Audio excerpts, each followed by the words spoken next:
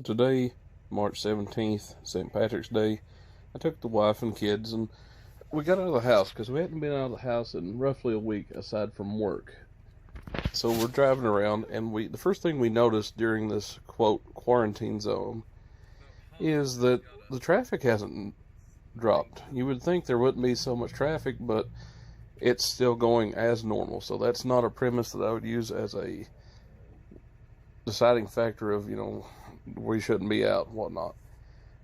We did notice that gas had dropped about 25 cents on the gallon.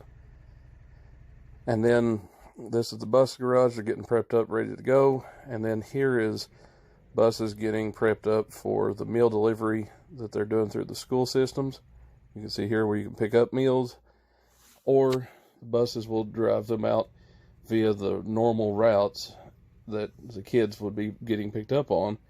And I think it's great because it allows the kids to still get a meal per day at least, as if they'd been to school. That way that some of these kids don't get meals. And then here's Wendy's. You pull up Wendy's, there's a sign that says, drive-through service only, blah, blah, blah. That's pretty much the norm now because all the lobbies and stuff are closed. Except for this is a little bit different. They have plastic put up around the windows for whatever reason.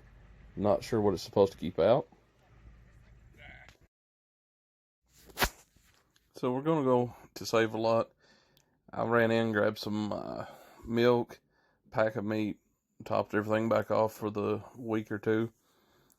A lot of things were gone. Milk was one of the things that was not, apparently. Meats were pretty low. People bought the most random stuff. As I walked up and down the aisles, I noticed that it wasn't actually building blocks for other meals that was being bought. It was just a random heated up meal in a can type of deals, like beef stew and such. They were completely gone.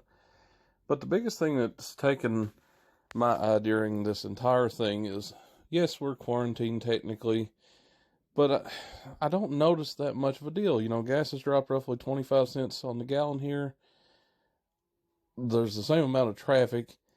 The store my wife works at, she's seeing first of the month sales every day now.